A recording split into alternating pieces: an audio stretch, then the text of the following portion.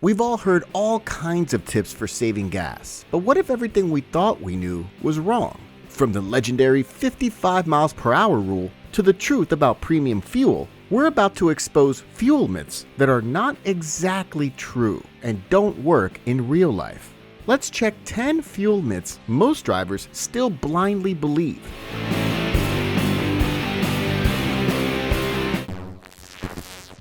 Number 10. All cars get their best MPG at 55 miles per hour. Back in the 1970s, during the oil crisis, the government imposed a national speed limit of 55 miles per hour to conserve fuel. And even today, many believe that 55 miles per hour is the magic speed for fuel efficiency.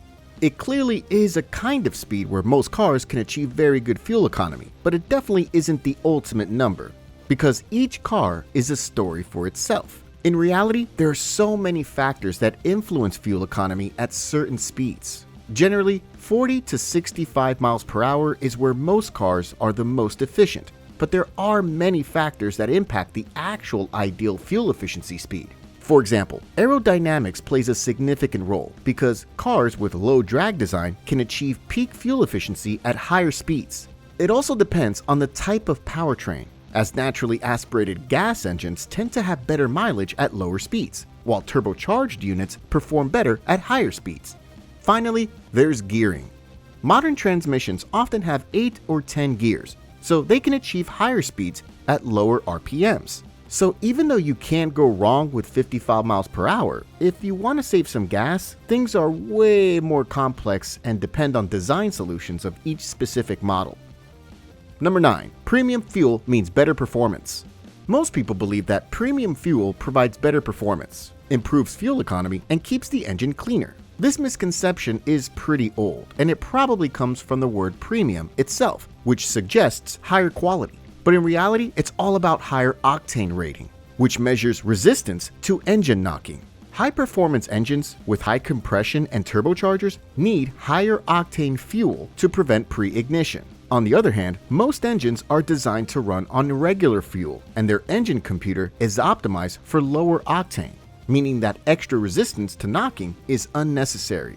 Using premium fuel in a standard engine won't provide measurable benefits in terms of power, fuel efficiency, or engine longevity. So if you really want to take care of your car, you better use that money for high-quality oil, quality filters, and a good set of tires, as those things will have a much greater impact on fuel economy and performance.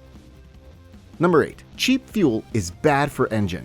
Just like there's a misconception about premium fuel and its ability to enhance performance, there are also so many people who think cheap gas is not good and that it could harm the engine over time. Well, the thing is that all fuel sold in the United States must meet strict regulations for things like performance, emissions, and additives. In other words, even the cheapest fuel meets baseline standards, and as long as the octane rating matches the requirements of your car, there's no way it could cause damage or reduce performance.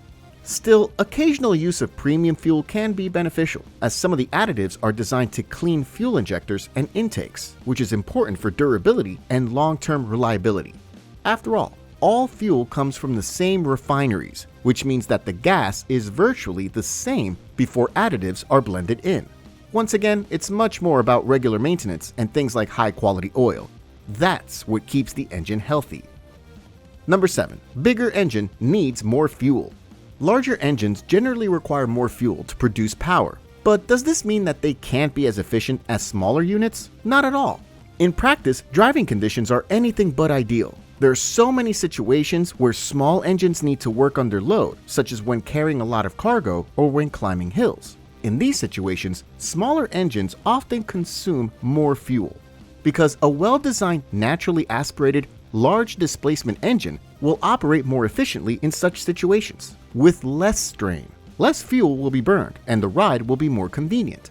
There are so many deciding factors other than displacement. For example, we can mention gearing and aerodynamics, but also some of the technologies that modern large engines implement, such as cylinder deactivation systems.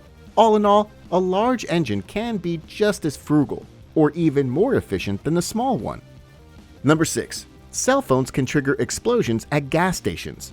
Back in the day when cell phones were a new thing, some people had the idea that wireless signals could ignite fuel vapors, which would result in a huge explosion at the pump. Believe it or not, some people still believe that this is possible, even though all scientific testing proved these claims to be false. There's no scientific evidence to support this claim. Moreover, no confirmed cases exist where a cell phone has ignited gasoline vapors.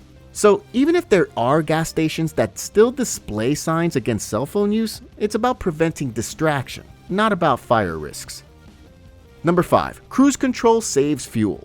Most people believe that cruise control saves fuel, and while it can improve efficiency on flat highways by maintaining a steady speed and reducing throttle inputs, real-world exploitation is a little bit different. There, conditions are anything but ideal. The terrain usually isn't flat, and rolling hills stand out as particularly challenging for cruise control to keep optimal fuel efficiency, because cruise control will attempt to maintain the constant speed, which leads to inefficient fuel use.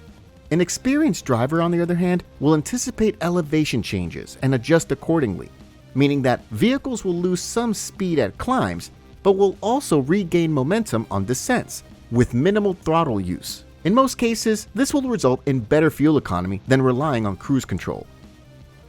Number 4. Fuel additives improve fuel efficiency. A huge number of drivers still believe that fuel additives can dramatically improve fuel economy. In reality, these products usually provide no noticeable increase in mileage. They can help clean fuel injectors, remove carbon buildup, and prevent deposits in the combustion chamber, but even these effects are minor.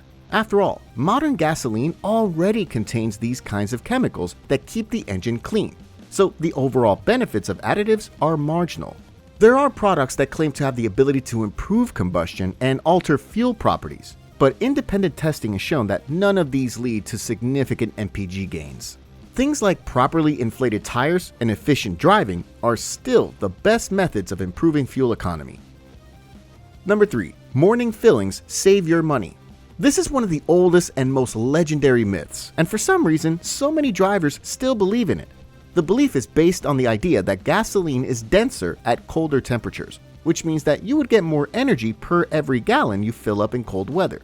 Of course, liquids expand with heat, but how can anyone believe that this could have any notable effect at gas stations, where gasoline is stored in large underground tanks where the temperature remains stable, no matter what's going on outside? It's not like fuel is sitting in direct sunlight. The differences between morning and afternoon fill-ups are so small, there's not even a theoretical chance of potential savings. It's much simpler and way more effective to just choose a gas station with lower prices. Number 2. Using AC burns more fuel than driving with the windows down. AC puts more strain on the engine and therefore increases fuel consumption. But does this mean that rolling down the windows is always the solution? Many drivers believe so, but things are still a little bit more complicated. At lower speeds, running the AC does require extra energy and increases fuel consumption. But at higher speeds, things are actually quite the opposite. Because as the speed is getting higher, the impact of aerodynamics is getting bigger.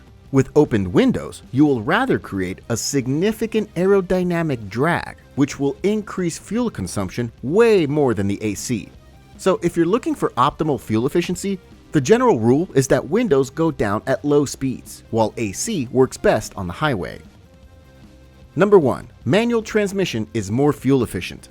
Manual transmission used to be the better choice for fuel efficiency, but that's no longer the case because times have changed. The old automatic gearboxes were quite primitive, with lots of internal power losses and not the most ideal gear selection.